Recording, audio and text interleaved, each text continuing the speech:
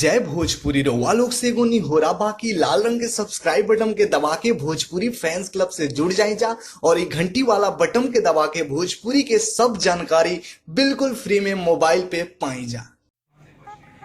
सब भोजपुरी श्रोतागण के हम जीजी तिवारी जी भोजपुरी फैंस क्लब के माध्यम से प्रणाम करल बानी। आप लोग के रिपोर्ट में बताई भोजपुरी में का नया नया भइल बा। एक वीडियो में सिर्फ एक वीडियो में आप भोजपुरी के सारा खबर जान सकता नहीं। जी भैया तो लास्ट तक वीडियो देखम जा, यह निहोरा बा काहे के अधूरा खबर देखम जा तो बीच में छोड़म जा, ऐसे लास्ट तक देखम जा, सारा जानकारी मिली। बड़ बड़ स्टार छोट छोट स्टार सब कोई के मिली, जितना भोजपुरी में का हो रहा बा, का चल रहा बा, कौन गाना आवे वाला बा, कौन फिल्म रिलीज होके वाला, सब खबर आप लोग के में देखे के मिली। तो चलिए शुरू कर जाओ। पहल का खबर आप लोग बता दी कि खेसारी जी के बलम जी लव यू फिल्म के डाल के केवाड़ी में किली जौन गाना बा 114 मिलियन व्यू क्रॉस हो गई बा। एक खुशी में वर्ल्ड वाइड रिकॉर्ड कंपनी द्वारा एगो पोस्ट जारी करके आप सबके शुक्रिया अदा कल गई बा और खेसारी लाल यादव जी के पूरे टीम के गाना के पूरे टीम के बधाई दियल गई बा। आप लोग भी नीचे कमेंट सेक्शन में बधाई दे सकते हैं। दूसर का खबर बा कि कलू के बहुत ज्यादा सुपर डुपर हिट कलू जी और अंतरा सिंह के गाना रहे जिमी जिमी तोहरा बाजत होई द्वारा पर डीजे जौन गाना 20 मिलियन व्यू क्रॉस करके वो नया रिकॉर्ड बनैले बा। आदि शक्ति फिल्म पे ये गाना रहे अखिलेश कश्यप जी लिखले रहा। तीसर का खबर बा कि खेसारी लाल यादव जी के फिलहाल में जौन गाना आई रहे कमर लोड सही ना 1.5 मिलियन व्यू क्रॉस हुआ। काफी स्लो चल रहा बा, कम दर्शक देख पाओ तारे काहे कि लॉकडाउन बाटे काफी कम व्यू जा रहा बा, लेकिन फिर भी 1.5 मिलियन व्यू क्रॉस हो गई बा।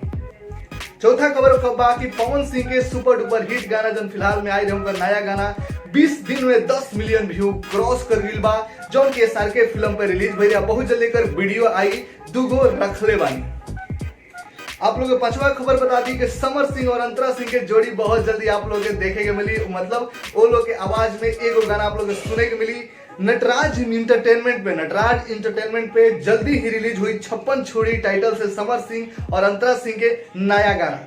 आपके बात कर लिए जाओ छुआ खबर के भैया तो बिटिया पराई बेटवा मिठाई राकेश मिश्रा के ऑफिशियल चैनल राकेश इंटरटेनमेंट पे कोई गाना रिलीज भइल बा, आप लोग जरूर सुनी जा, बहुत ही सामाजिक गाना बाटे। और सातवां खबर बाटे के इश्क में बेवफाई आलोक कुमार के नया सैड सॉन्ग जॉन की रितेश पांडे का ऑफिशियल चैनल जॉन था रिधि म्यूजिक वर्ल्ड पे बहुत जल्दी रिलीज हुई। जी भैया और लास्ट और आठवां खबर ई बा कि मेरे चाचा के शादी में जरूर आना कलू जी का आप लोग गाना सुन ले रही। एक गाना पर पवन सिंह के सुपर डुपर हिट गाना राते दिया बुता के ओ गाना के राइटर सुमित सिंह चंद्रवंशी के ई फिल्म आ रहा बा। जी भैया जेमे भोजपुरी के super duper actress Nisha Singh ji बाड़ी। जी भैया ये दोनों आदमी के जोड़ी वाली फिल्म के फर्स्ट लुक आ गई बा, आप लोग देख रहे बन जा। बहुत जल्दी फिल्म के ट्रेलर भी आप लोग के बीच में आए। और नौवा खबर ई बा कि यश कुमार मिश्रा के Yes entertainment official YouTube channel पे कल सुबह 7 बजे